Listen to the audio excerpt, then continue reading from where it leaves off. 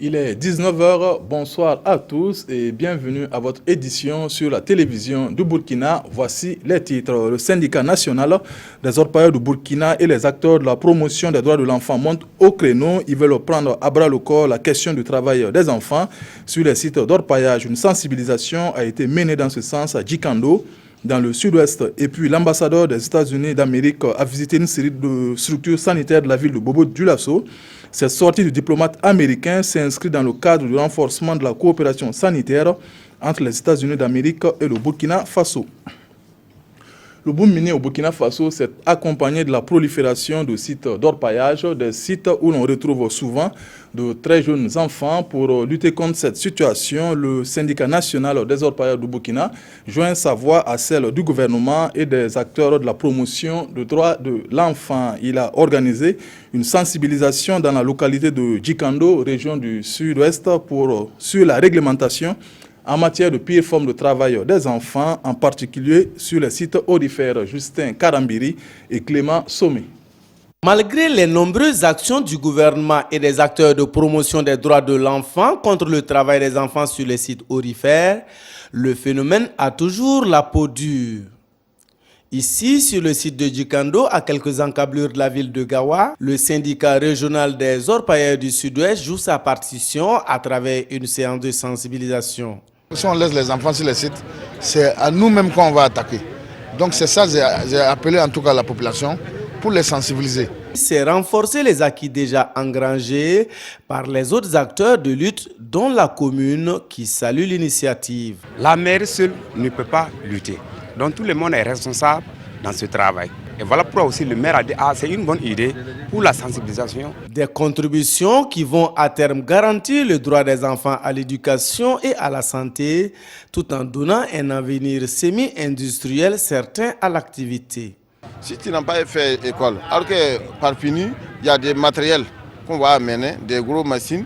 Si tu ne connais pas écrire, tu ne connais pas lire, tu vas faire comment pour travailler avec les machines. Que nos membres cotisent, on va construire des écoles, on va faire des dispensaires, on va faire, vous-même voyez que la route n'est pas bonne, on va tout arranger pour accompagner le gouvernement dans son programme. Toute chose qui permettra une répartition harmonieuse des fruits de l'exploitation aurifère et du même coup renforcer les efforts du gouvernement en matière de satisfaction des besoins de la population dans les secteurs sociaux de base.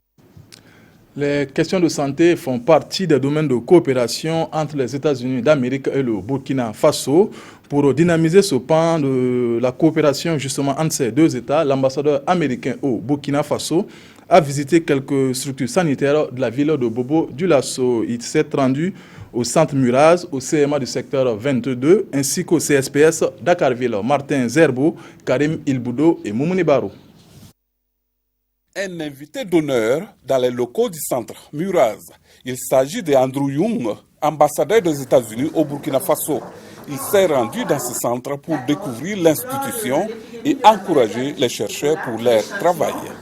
Profitant de l'occasion, il a rassuré les responsables de l'établissement que l'aide américaine va continuer à accroître pour appuyer davantage la recherche. La contribution des États-Unis dans le domaine de la santé sont en train d'accroître d'une manière très importante. Nous avons augmenté les effectifs au sein de notre ambassade pour faire part de une contribution dans la lutte contre le paludisme.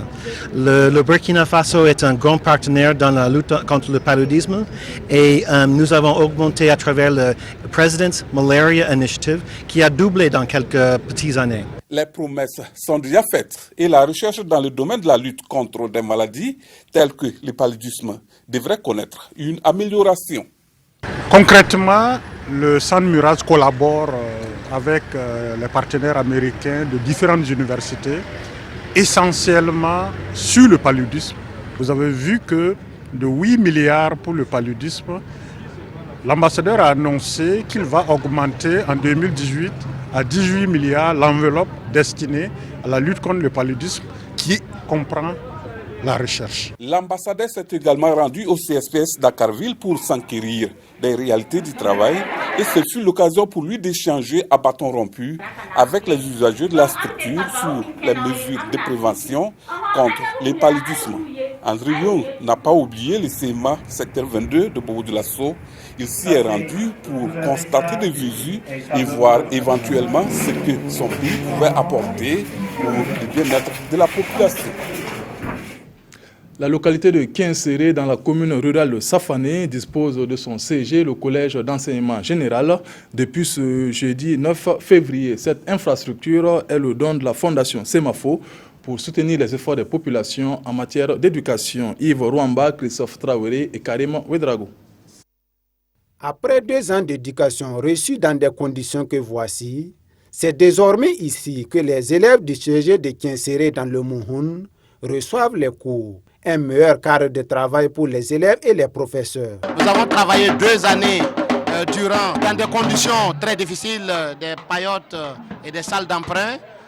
Franchement, je pense qu'avec ce bâtiment, ça viendra en tout cas apporter un plus à l'éducation, à la qualité de l'éducation que nous allons enseigner. Nous sommes contents parce que la dernière fois, il n'y avait pas de classes pour bien étudier. Mais cette année-là, on a eu des bâtiments. Et c'est cette coupure de ruban qui consacre l'inauguration officielle de l'établissement. Ce CG est un don de la Fondation Semafo qui entend accompagner la population de Kinséré pour leur engagement au profit de l'éducation des enfants de la localité. La population de Kinséré avait pris sur elle de construire un bâtiment administratif déjà. Alors on s'est dit il faut encourager les gens de Kinséré et c'est pourquoi en octobre dernier nous avons lancé la construction donc de ce bâtiment que vous voyez. Cette infrastructure que nous venons d'inaugurer ce matin est vraiment venue à point nommé. Et ce cycle va leur permettre de pouvoir améliorer les apprentissages, de pouvoir les approfondir. À l'occasion de la même cérémonie, le donateur a offert des lave-mains aux locataires du CG. La représentante du ministre de l'Éducation nationale, Catherine Kaboré, a exhorté les élèves à en faire un bon usage avec des taux de réussite à la hauteur des attentes. Dans la commune de Tuili, dans le Bazéga, on parle aussi d'inauguration, mais cette fois dans le domaine de l'eau. Grâce à l'appui de l'association française des Amis de Tuili, les populations de cette commune ont bénéficié d'une trentaine de forages, dont 24 nouvellement construits. En tout, ce sont 13 villages qui vont bénéficier de cette eau potable. Konsoun Koulibaly, Nathalie Savadogo. De l'eau potable, désormais accessible aux populations de Tuili dans la commune de Kombistri.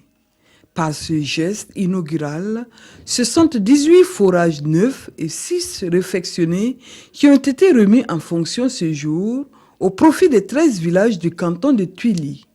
Ils ont été sensibilisés par une question cruciale qui est la question de l'eau potable dont éprouvent nos parents à Tuili ici.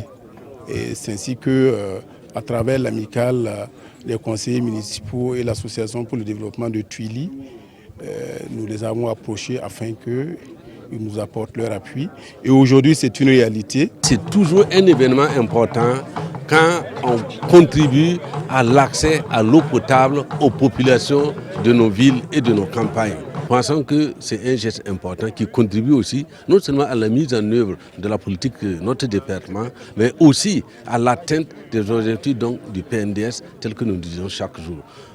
Les 24 forages désormais opérationnels dans le canton de Tuili sont les fruits d'un partenariat nord-sud.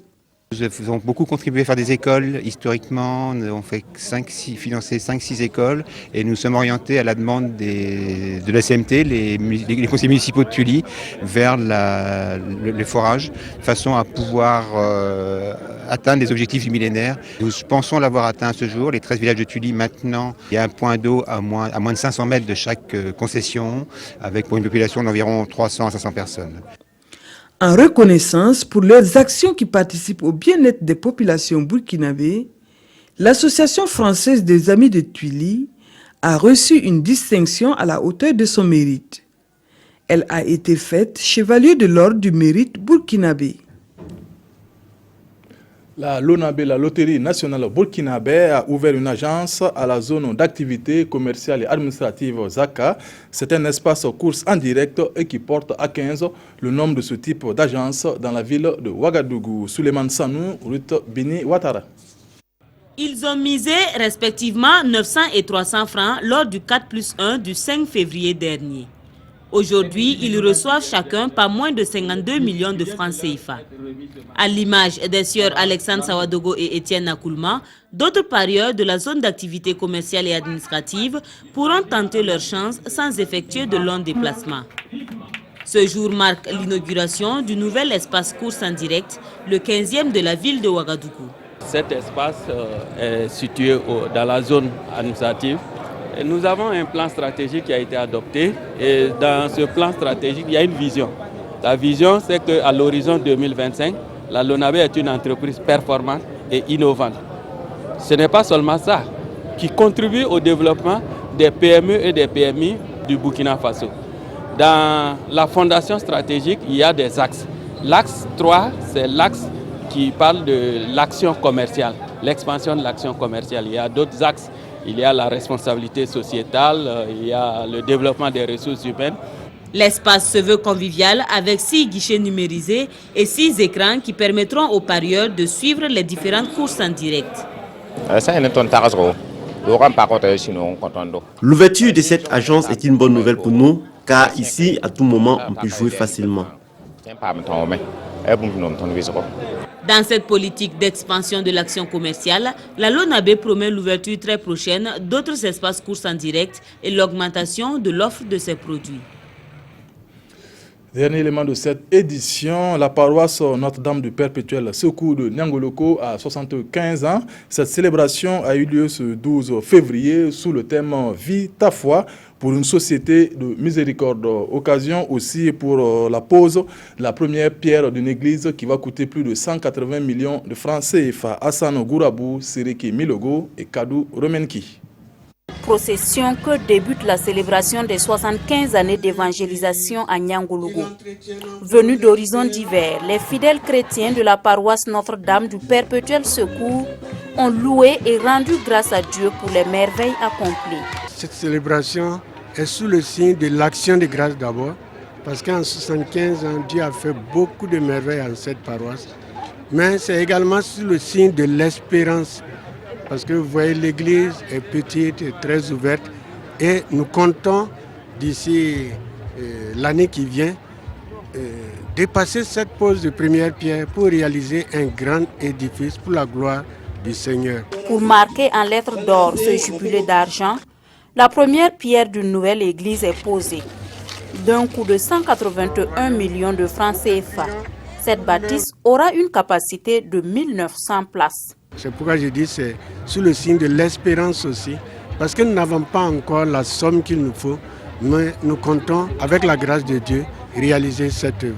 Et à l'égard des fidèles, des fils et filles de la paroisse de Nyangoloko, je leur demande de continuer à témoigner de leur foi. Et hier, nous avons beaucoup insisté qu'une foi doit se manifester à travers des œuvres de foi. Dans son homélie, Monseigneur Lucas Khalifa Sanou, évêque du diocèse de Banfora, a invité les fidèles à suivre les pas du Christ. Une foi sans action est une foi morte, rappellera l'évêque, qui interpelle ainsi les fidèles sur leur rôle pour la réalisation des chantiers de cette paroisse. C'est la fin de cette édition. Merci de l'avoir suivi. Nathalie Kaoré vous retrouve pour le 20h. Bonne suite de programme sur la RTB. Bonsoir.